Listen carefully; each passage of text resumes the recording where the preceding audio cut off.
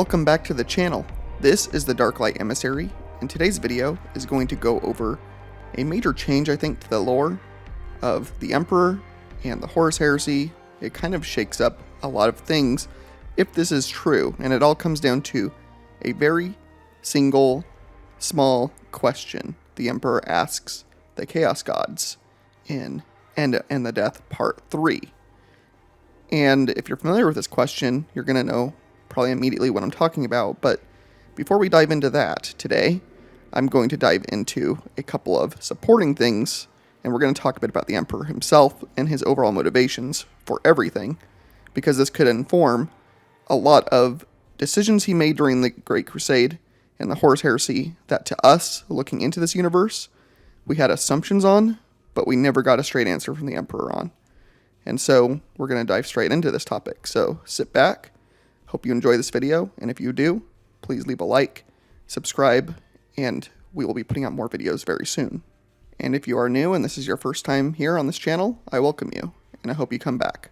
So before I dive into the thumbnail name for this video, which is kind of, it's not clickbait, it is involving all of this, and kind of informs a bit on the question the Emperor asked, I'm going to go over a few decisions the Emperor made and a few of his behaviors that we saw over the last 20 years in this book series of the Horus Heresy, and in conversations with the lore.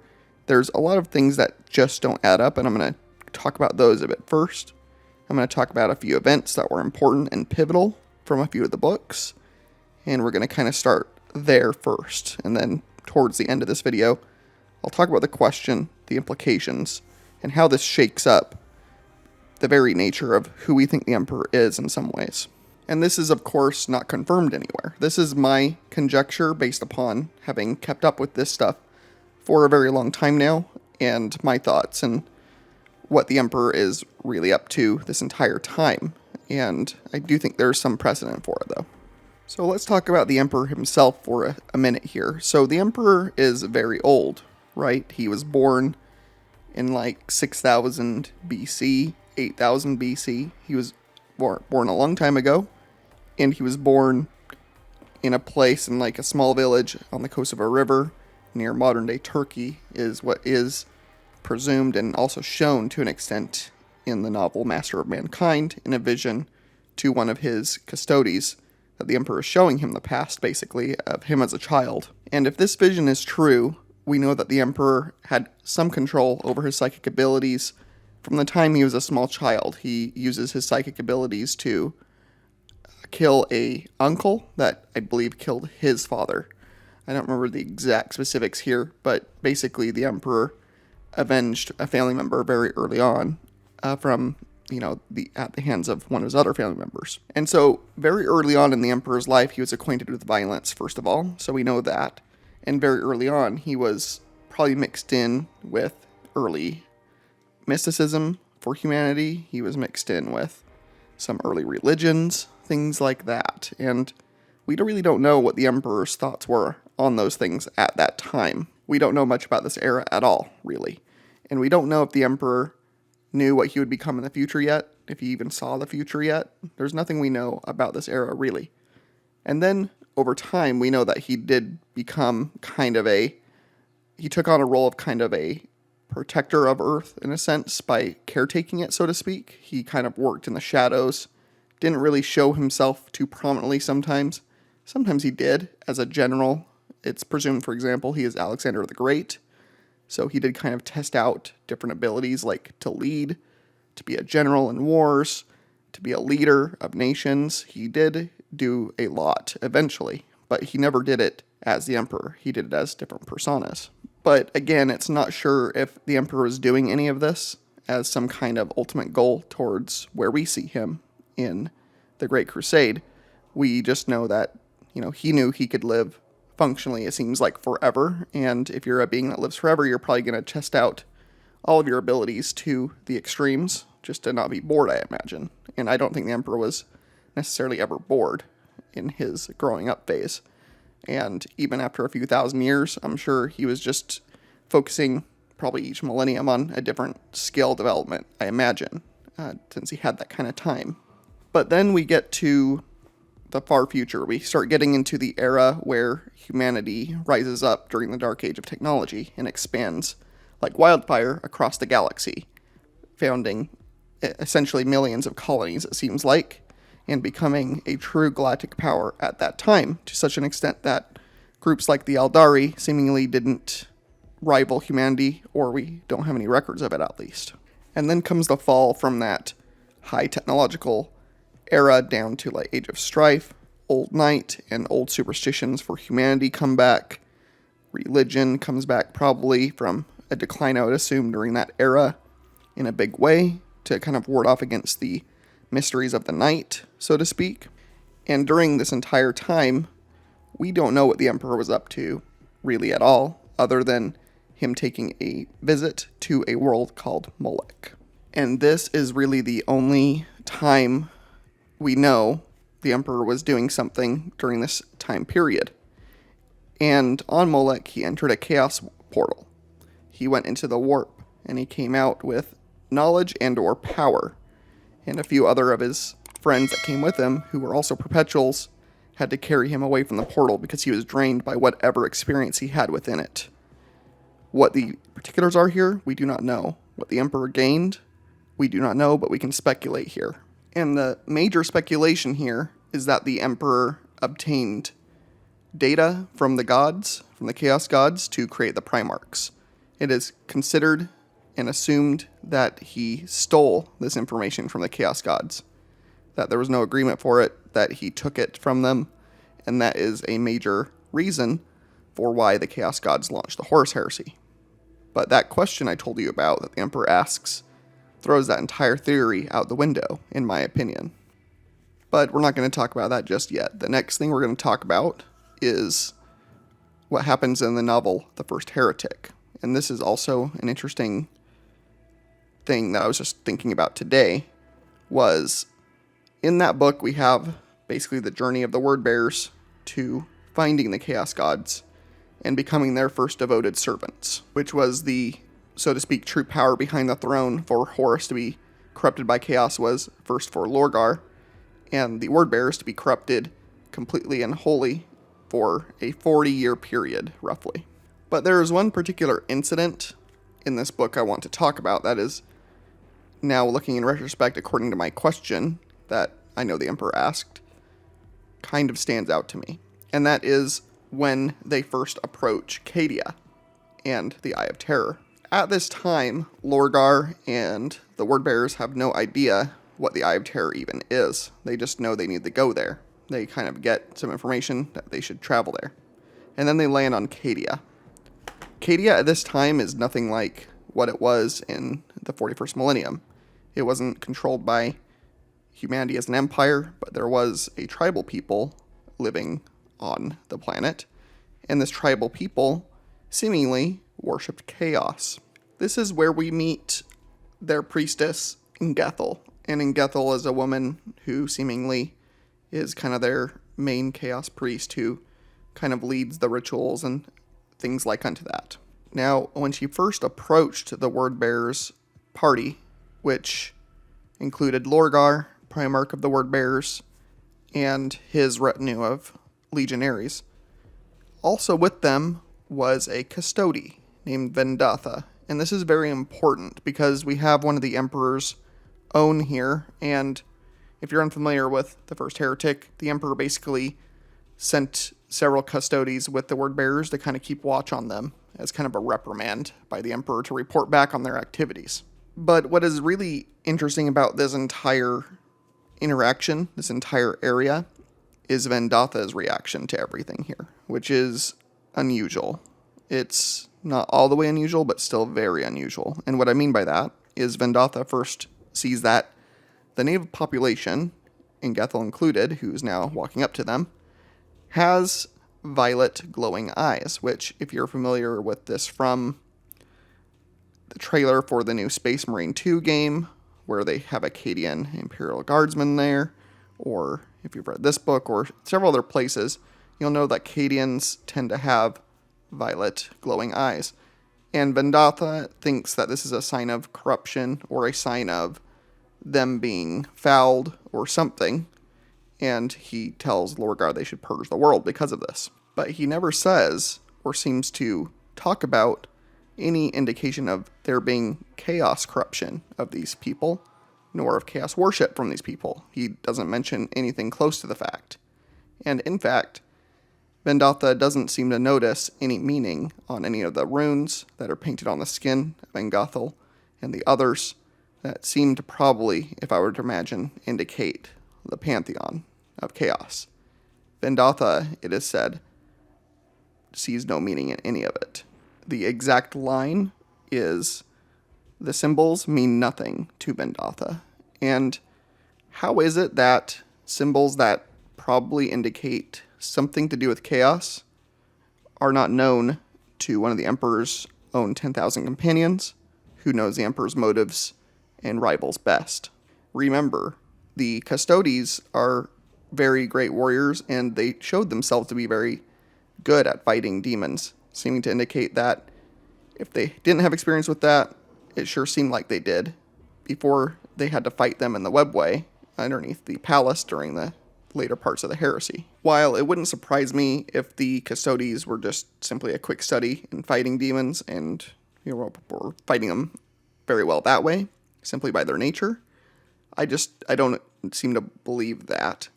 And so it's just interesting here that Vendatha does not seem to notice that, this is chaos or chaos related, and that the Emperor wouldn't have told his Custodes about the Eye of Terror and what it meant, what kind of terror into the warp it really is. It seems like the Custodes with Lorgar were aware of the Eye of Terror, were aware of Lorgar going there, but they were not aware of what the Eye was, just like Lorgar wasn't.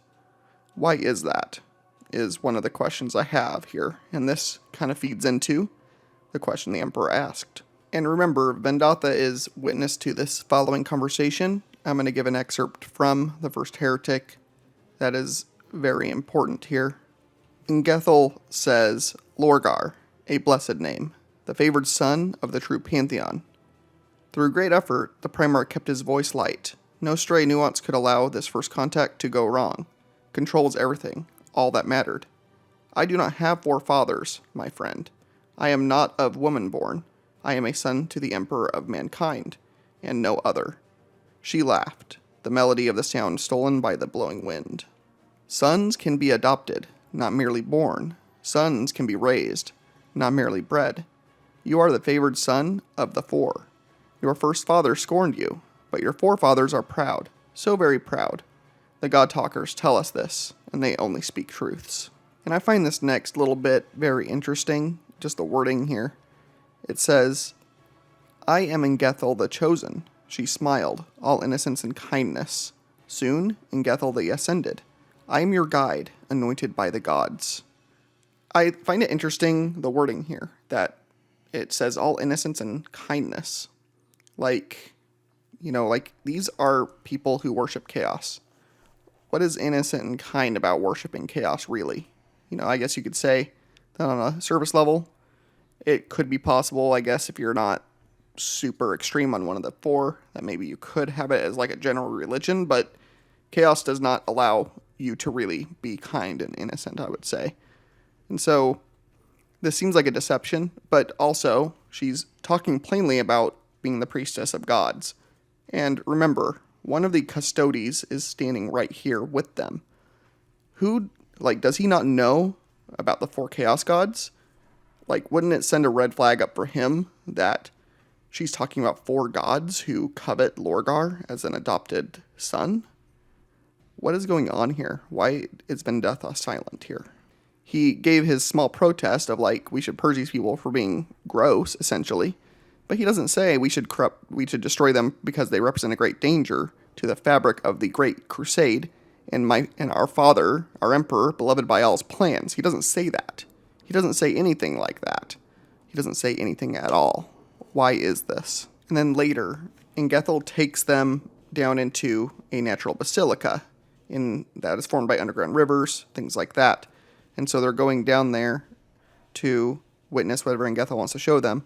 And again, we get some more with Vendatha here that I find very weird. And it continues this theme that I'm building here. So here's another excerpt.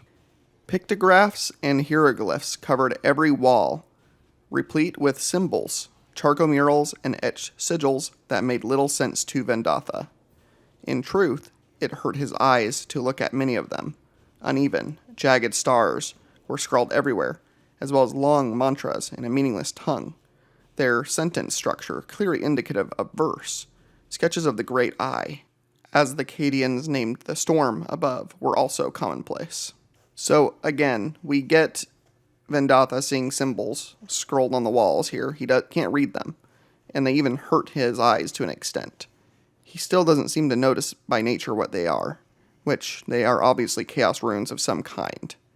But he doesn't recognize them. He has no clue, again, that they're basically walking into a chaos undivided cathedral. You know, it's one thing for the Astartes not to know, and Lorgar, they especially weren't told about chaos. We can tell until this education they got. And Vendatha seems ignorant too, though. It doesn't seem like he's holding back information. It seems like he doesn't have that information. And then this compounds further. As this part of the book keeps going, we learn that they spend weeks with the Cadians. They aren't there a single day before the ultimate events take place and Vendatha's fate is sealed. They are there for weeks, and Vendatha seemingly is the only custody going down there, and he seemingly has zero clue the entire freaking time that there is chaos corruption here. Chaos worship going on here. There is nothing indicating it, obviously. Like, there's not, like, as far as I can tell, any, like, 8-pointed stars anywhere, so it is sort of hidden, but I just find it hard to believe that the Emperor's 10,000 sons, his 10,000 companions, the closest beings to him in the entire galaxy, essentially, were not told about chaos and couldn't recognize it. I just don't understand that here, and it's not answered for us, but it's very odd. And so when they get down into the bottom of this basilica, this fane, this cathedral, to the damned, essentially, which they don't know about, apparently, we see a scene of sacrifice. We see 9 individuals sacrificed to the Chaos Gods, although they aren't known as that yet, here at least, just as a pantheon of gods that the Cadians worship. And Ingethel tells them that they need to pick a 10th sacrifice, that Lorgar has to pick it, that the people seeking answers have to pick the final sacrifice from their party. And at this point is when the word bearers and Lorgar hear a activation of energy, and Vendatha lowers his guardian spear at Lorgar's heart and says, "In the name of the Emperor, this stops now." Or the literal phrasing here, "In the Emperor's name," said the custodian, "this ends now." And so then there's a bit of a standoff, and Vendatha names Lorgar a traitor to the Imperium, and there is like a bit of like an attempt to be talked down by Argaltal, who is friends with Vendatha essentially at this point, at least closest to friends. And then this even ends with this basically ends up with Vendatha killing several word bearers in like 6 seconds, like basically 1 a second he kills, and then he makes a tactical error and Argaltal's able to essentially wound the custody, and then Vendatha himself becomes the 10th sacrifice to chaos and officially anoints the damnation of the word bearers and Lorgar essentially here. And then right before this sacrifice happens, a couple of other interesting things here. Lorgar says, "You don't hear that?" Lorgar glanced at his 2 remaining sons. "Neither of you?" Their silence answered for them, and Lorgar reached a hand to his forehead. "Is that laughter?" And it basically just says, it says also here, Lorgar paid her heed at last, though the distant look never left his eyes. I hear them all, like the memory of laughter, the forgotten faces of distant kin when one struggles to recall them. So Lorgar is essentially thinking of the Chaos Gods as distant kin here, which is very interesting. And another kind of interesting suggestion at a possible mystery that we never got an answer to in the entire Heresy series. And so eventually this sacrifice of a Custode causes Engethel to ascend as a demon prince of chaos undivided. And the whole reason I bring up this part of the story as part of my overall theory in this video is because this entire ritual, this entire culture, seemingly shares an exact culture with Lorgar's former homeworld, Colchis. And on that world, there was the old faith that Lorgar actually destroyed before the Emperor arrived. But there was still information on the old faith. Erebus knew of it, so did Corfieron. And essentially, I would imagine not all the writings about it were destroyed, so there was probably some knowledge of it. The Emperor had come to Colchis directly with Magnus the Red. Did neither of them notice the touch of chaos on Colchis? Why? Or did they? And why didn't they say anything? Why didn't the Custodes, Vendatha specifically, notice anything wrong here other than a general wrongness? Like, eventually Vendatha does take action, but it's weeks after they arrive. And he didn't notice this entire time until then that there was something more wrong than just a primitive culture here that worshipped other gods.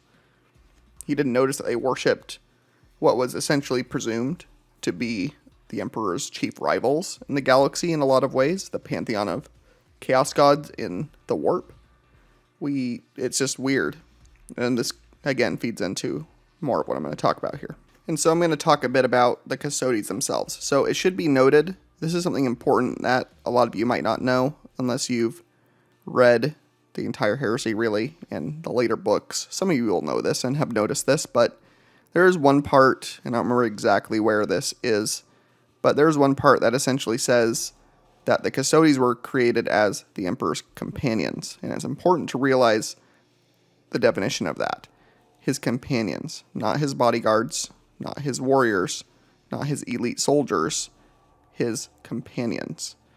And the reason I bring that up is because the Custodes are great warriors, some of the best the galaxy's ever seen, but they kind of ended up in that role permanently, and they sort of resented that, in their hearts at least. They knew they were built for more than that, and that's important, and that's an important indication here, because if they aren't simply there to safeguard the Emperor, then it's possible the Emperor did not tell them everything despite their great warrior ability. And it's also important because, as good as they are against fighting chaos, the Custodes were not built to fight chaos, and I'll explain why in a minute here. But essentially, the Custodes were built for being much more than simply just a soldier. And really, the indication that the Custodes, as good as they are against fighting chaos, are not built for fighting against chaos is the needing to create the Grey Knights later. Because the Custodes do not have any psychers within their ranks at all. They don't seem to have that capability due to probably some process for building them, for creating them, crafting them, essentially. Now, I want to point out, I don't think this is an oversight by the Emperor, because again, the Emperor did not make the Custodes expressly with being some of the best warriors. That is one of their aspects.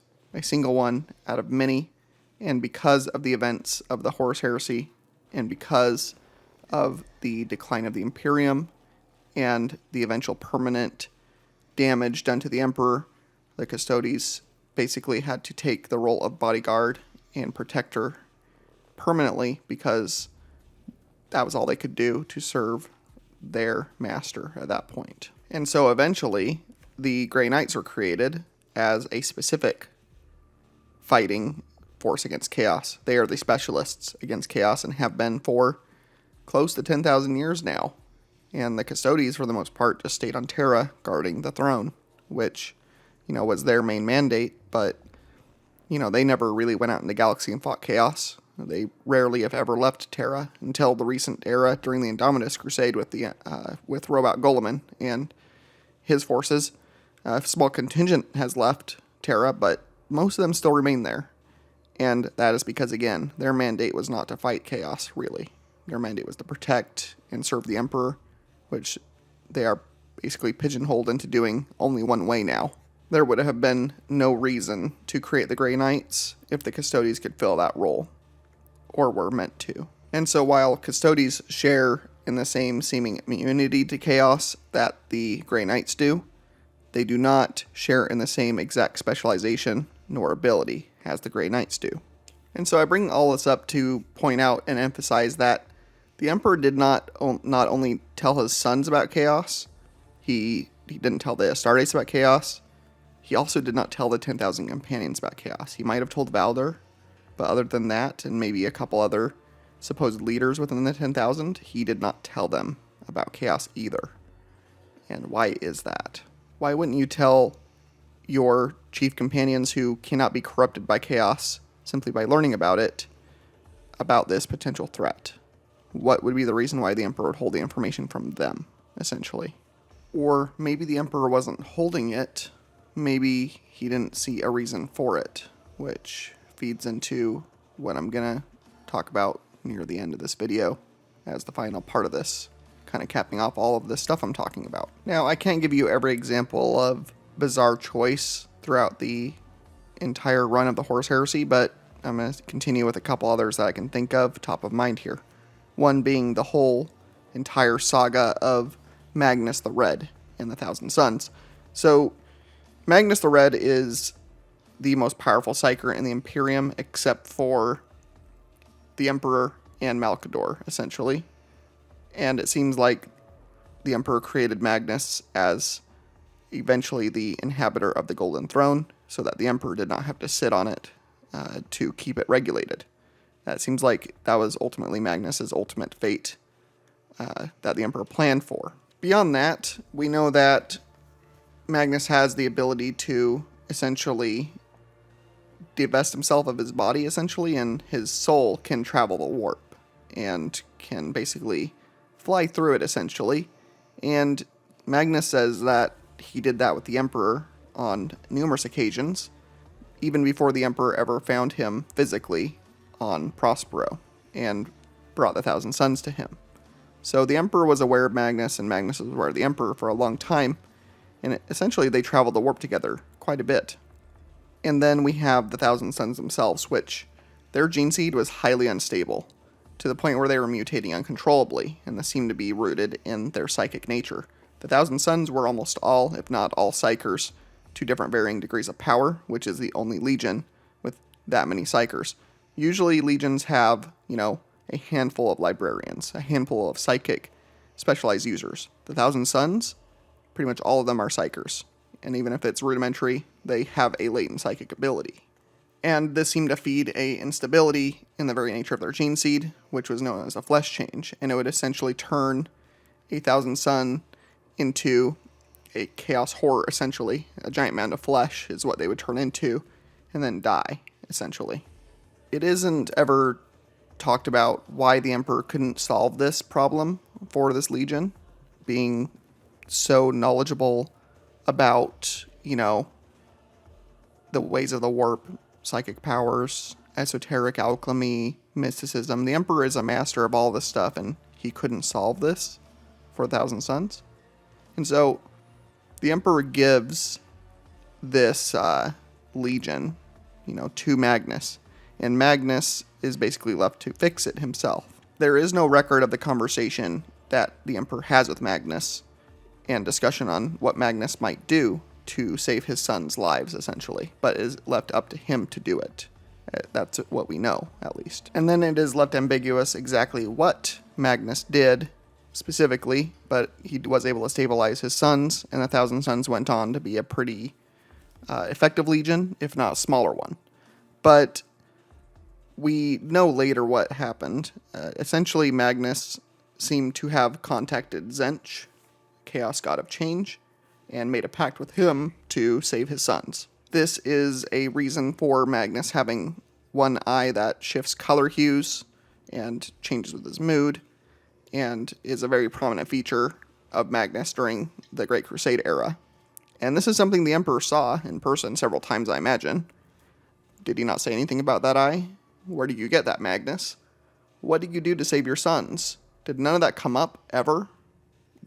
And keep in mind, The Emperor and Magnus can talk psychically over great distances and travel in the warp together, far away from each other. What did they talk about? Did the Emperor never warn him about the Chaos Gods in the warp? Like, what was the nature of their conversations? Did he just tell him to be careful and that was it? Again, we are kind of left with not an exact discussion between them, nor a comment from the Emperor on what Magnus did to save his sons here. Why is this?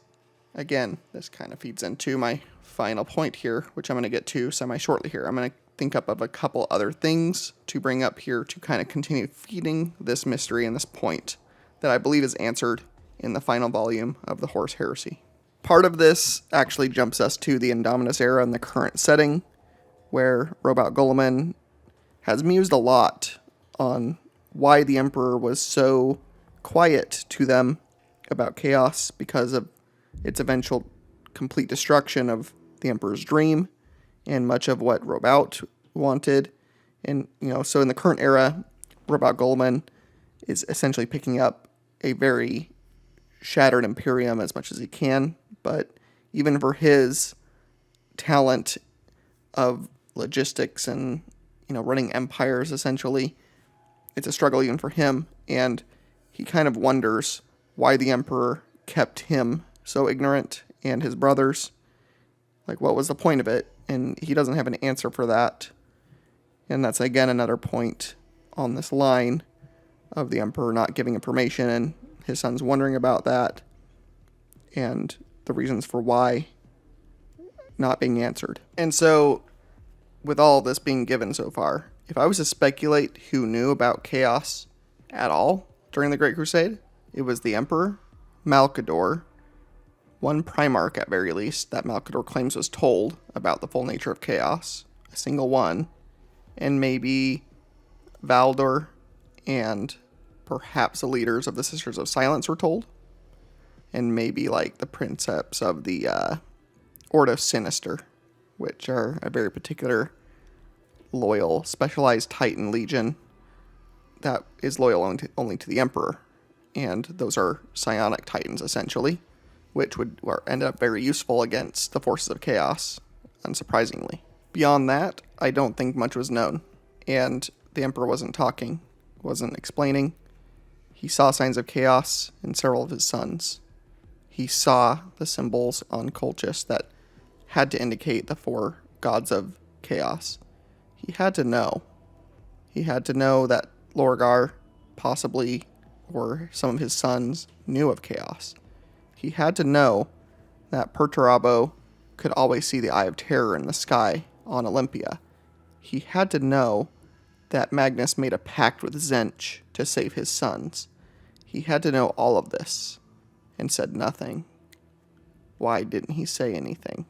And so we're going to get into that now. So in End and the Death Volume 3, we eventually get to the point pretty early on in the book of the Emperor arriving in Horus's throne room. And, Horus, arrives in dramatic fashion out of the floor, like a bunch of stone flower petals, like just summoning him to the area, essentially. He kind of comes in with some, flair, essentially. And then we get to the Emperor's question here. So the Emperor looks towards Horus, and he asks one question. And that question is just the word, why? And that's it. He asks why. And Horus answers. He says, what do you mean why, father? You know why I'm fighting against you. You know all the reasons why. But then the Emperor asks it again. Why? And that's what he asks. Just the word why. And then the Horus realizes something. That the Emperor is not talking to him. He is looking past Horus and behind Horus. And so Horus turns and looks. And standing there, essentially on the edge of the room, in the shadows, it seems like, are the four Chaos Gods. They are physically present here.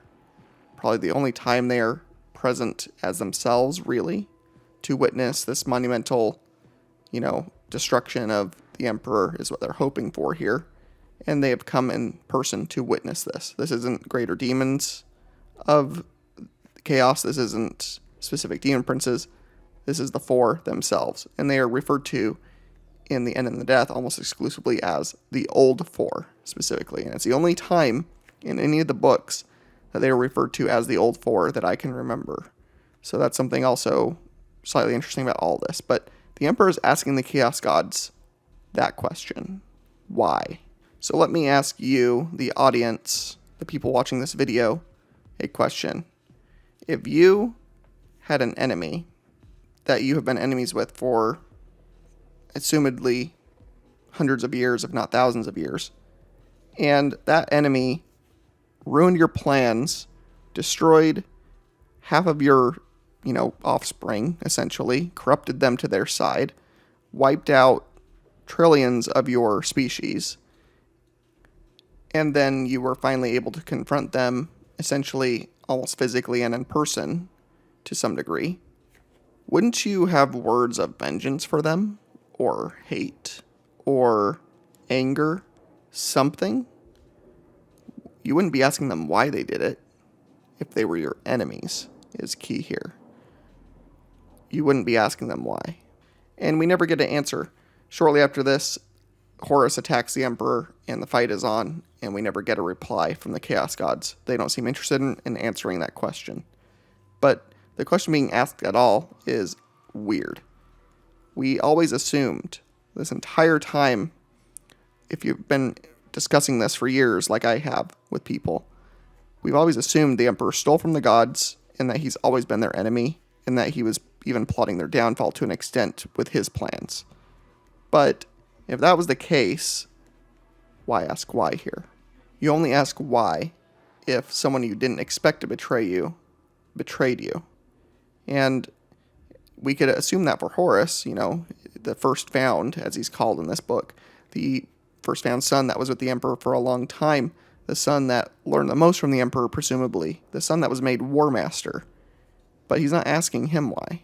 He's asking the Chaos Gods why they corrupted Horus, why they corrupted the other primarchs, why they ruined his plans. And the only reason I can think of that being the reason is either the Emperor had a ironclad promise from the Chaos Gods that he thought couldn't be broken, despite making deals with something like Tzeentch seems like a bad idea just on its own merits. The Emperor has to have known that. What could the Emperor either have had on the Chaos Gods if he was their enemy, or what kind of promise did he get from them that they would not interfere with his plans to conquer the galaxy?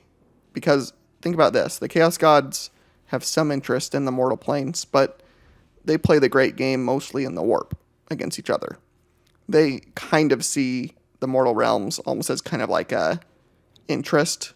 It's something to kind of have fun with, and they do like worship from mortal races, but they don't need it necessarily to survive. They only need the emotional, psychic feedback from real space that feeds from the souls into the warp en masse, from not just humanity, but Aldari, from probably Tau to a very basic extent, from the fighting, from the wars that feed Khorne, from the plotting that feeds Tzeentch, from natural decay throughout the entire galaxy that obviously feeds Nurgle, and then, excessive obsessions with all things that feed Slaanesh. All of that is what feeds the Chaos Gods more than worship here.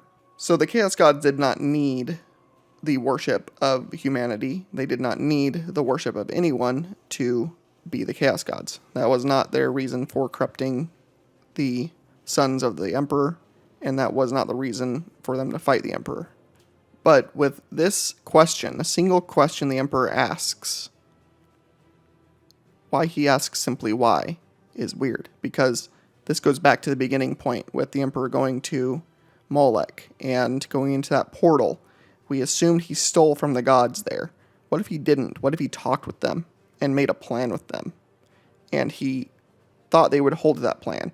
And if he thought they would hold to it to such an ironclad degree that he thought they would not break faith with him, then he saw no reason to warn the primarchs, to warn his 10,000 companions. He didn't need to provide information for a threat that he did not perceive as a threat anymore. He saw the Chaos Gods possibly even as allies, as friends, for whatever reason. But we don't know why. And at the end of this book, when the Emperor and Horus are basically locking eyes and Horus is about to die, the Emperor, it says that there's information passed between them, and Horus says that, there's a secret that is communicated to Horus that could never be spoken by the Emperor that he now understands. What if that secret is that the Emperor isn't necessarily a chaos god, but that he was allies of the chaos gods, and that the betrayal was not the Emperor, nor was he stealing anything, but the betrayal was the chaos gods. And to a certain extent, for whatever reason, the chaos gods did not interfere for a long time, and the Emperor thought that they could be relied on. That would make sense as to why Magnus thought he could use Tzeentch as a way to save his sons, and why the Emperor didn't say anything about it. That could be why the Emperor never told his 10,000 about chaos, really, because he didn't think they would ever have to fight chaos, despite them being good at it and being immune to its predations, essentially. That seems to have been a happy accident to me at this point, not a specialized reasoning for it.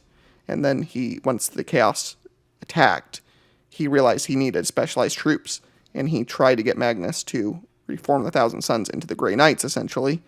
He denied that at that point, because Magnus was frustrated at that point.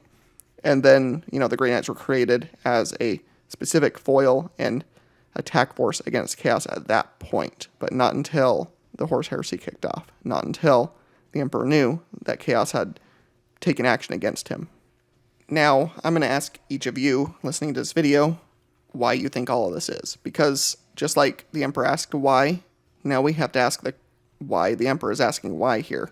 It's very, very strange. It's possibly the biggest mystery that was spawned from the end of the heresy. Instead of getting knowledge, we got another mystery. And Dan was instructed to maintain the mystery. So, this kind of checks out. But regardless, it's something I've been pondering now for weeks and wondering, and it seems to inform to me, if you did not see entities of any stripe as your enemy at all, you had such good proof and knowledge that they shouldn't be your enemy, why would you be warning someone about them as enemies then? It would be like, I don't know, it would be like the United States, where I am, having such a close alliance with Canada or with Great Britain. There's no reason for us to think they would just up and betray us one day. That being said, they are other humans. We can kind of know by their nature that, allies tend to kind of stick together over the long term for the most part, without there being many years of decay and degradation of relationships, which happens. But for the most part, it would be very odd if suddenly Canada and Britain invaded the United States these days. That would be very 180. We wouldn't expect that. And I think we would have the question of why, especially if Canada and Great Britain didn't give a reason as to why and simply attacked. Imagine they just attacked tomorrow and they didn't answer that question, and we were just left wondering why. I think something like unto this happened with the Emperor, and something also interesting about that question. Shortly before this, in the end of the second volume of End and the Death, we had the whole Dark King timeline, which the Dark King was what the Emperor almost turned into as a fifth version of Chaos, essentially. That was personified by vengeance and hate for the Chaos Gods, fueled by humanity's hate and anger and war ongoing during the heresy here. And eventually the Emperor is convinced to turn aside from this course of action because it would have essentially almost wiped out humanity and caused a similar problem to when Slaanesh was born. But in this proto-form as a godling, essentially, this is the closest the Emperor came to becoming the God Emperor, but as the Dark King personified, he was able to reflect. He seemed to kind of go on an introspective journey with, enhanced perceptions about futures in this semi-godlike form, essentially, before he decided to shed that power. What did the Emperor see there? Whatever he saw, he didn't get the answer he wanted as to why the Chaos Gods did what they did still. And this also makes sense as to why the Emperor was so angry, why he almost became a god here. It wasn't simply that his sons got corrupted, that Horus got corrupted. It was because he seemingly was wounded and angry that the Chaos Gods betrayed him. And it seems like a betrayal to him. Because, again, why is he asking them why?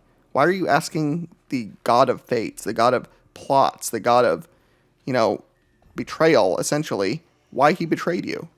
It doesn't make any sense. And becoming the Dark King, almost becoming the Dark King, did not give him that answer either. So he didn't get the knowledge of why.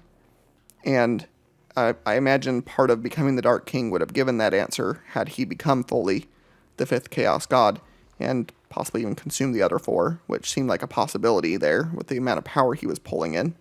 But essentially, we do not get the why. And it seems like originally, if this is all true, that the Chaos Gods were fine with the Emperor at one point, that they even agreed with the Emperor on things at one point, and were even okay with what he was doing for a time, and then decided to betray him due to either his increased power threatening them, I guess, or for a reason we are not aware of. And it doesn't seem to be simply out of nefariousness to me, despite that being part of the nature of the Chaos Gods. The Emperor had to know they were, pernicious, that they were corrupting by simply being around, but he didn't warn anybody because he didn't think that they would corrupt anybody, I guess. He didn't think they would intentionally do it, at least. If someone flew a ship into the Eye of Terror, of course you're going to get corrupted going in there, but that's not the same as the Chaos Gods reaching out and, enacting a plot to bring the downfall of humanity, which they did. But it didn't seem like the Emperor saw it coming, and so then that would make sense why the Emperor never told his sons about it, and that'd make sense why he never told anybody about chaos. Because he wasn't trying to hide it, he didn't find it relevant to his plans, because he knew, for some reason, they shouldn't have interfered when they did. And so I don't have much more to say than that. That's kind of the entire point of this video is this. Like, it's such an odd question the Emperor asks, and with it, it kind of brings a complete shifting of perspective for me on the entire heresy as to why it happened, why the Emperor acted the way he did in different situations, and it also makes the Emperor out to be not necessarily deceptive or trying to hide things, but he was almost ironically too trusting of individuals. He was too trusting of Horus, giving him that power. He was too trusting of chaos, essentially, is what that why question seems to answer for me. And I just don't know why that would be. I mean, even if the Chaos Gods gave him knowledge to create the primarchs, even if they gave him a power boost, why did he think that they would never, ever do something nefarious with, essentially what they even look like? You look at any demon, you look at any, chaos manifestation, by their very nature, they are duplicitous and deceitful. It says, like, for every, one truth that demon tells you, they're basically lying every other time, and you're never going to tell the truth from the lie.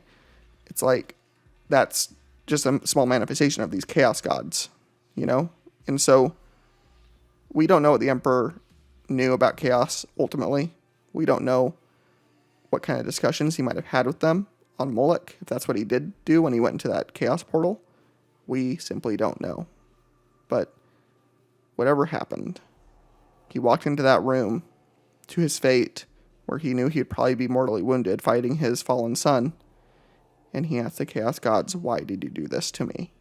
Why did you destroy my sons? Why did you destroy my empire? Why are you doing this? That is what he's really asking with that simple question. And he knows the Chaos Gods know exactly what he meant by just simply asking that one question. And then we don't get an answer why. And so, even in 40k, even in the 40k era, in the Indomitus, when the Emperor shows up in the Garden of Nurgle at the end of Godblight, inhabiting Robot Goleman's body at the time, the Emperor doesn't seem still, to that degree, completely angry with a being like Nurgle. He even tells Nurgle that the God of Decay has a purpose for existing, and that, he's not really there at the time to completely destroy Nurgle, and he seemingly doesn't have that much hate for him there. Although he does wound the garden, he burns it with the Emperor's sword, and psionic fury, it doesn't seem like, it seems like it's done more as a warning than out of like pure hatred for Nurgle.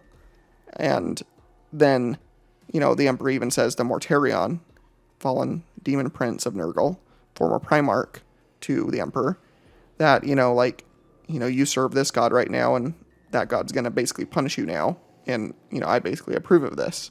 You've been bad. It's essentially what he kind of says. And then he also says that he can save him, essentially, if he wants to. But for now, you're going to be punished for being, the bastard, essentially, that Mortarion is. And so, really, at the beginning of the Horus Heresy, and in the background lore before it was all fleshed out over the last 20 years, I think we all thought, even for most of the heresy until that last question, that it was pretty cut and dry. The Emperor stole from the gods, he hated the gods, he was their opposite, and that is why the Chaos Gods call them the Anathame, which is basically their antithesis. But if he was always the Anathame to them, why did they assist him? Why did they essentially make a pact with him that they then went back on him on? And why did the Emperor not think that they would not go against him eventually? That's the only reason he would not warn anybody. And so I'm going to basically end it there because I feel like I'm going to start rambling in a loop now.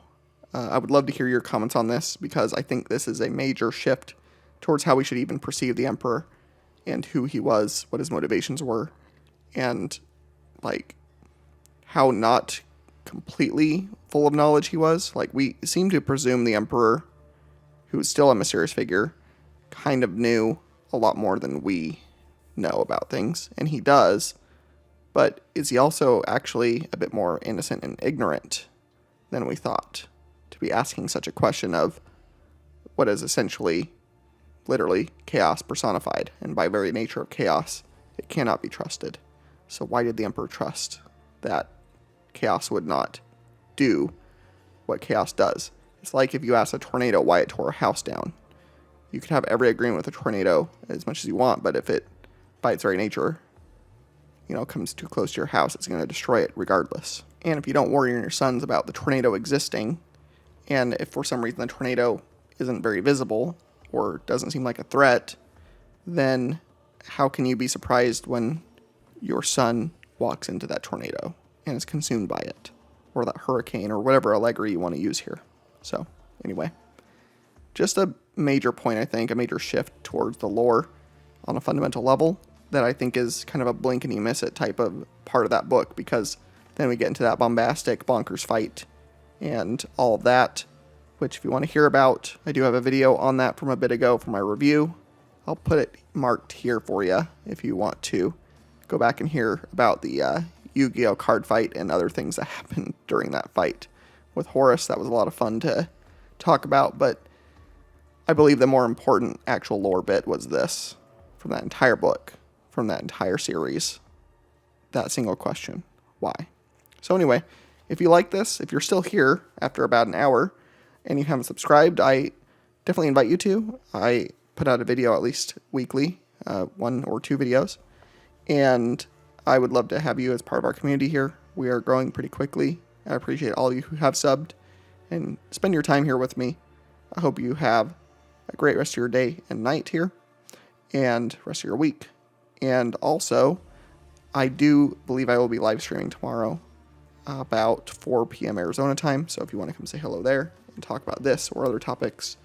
We're still chewing our way through Battlefleet Gothic Armada 2, and we should be getting somewhat close to finishing it, I think, but it's a pretty slow-moving game, but it's also good because I'm mostly doing the streams to talk with each of you that show up and want to talk about the lore. So I'll be streaming for at least 1 or 2 hours. Not super long. I do have plans tomorrow. But anyway, again, like and subscribe if you like this. I appreciate your time, and I will see you in the next video. Thank you very much.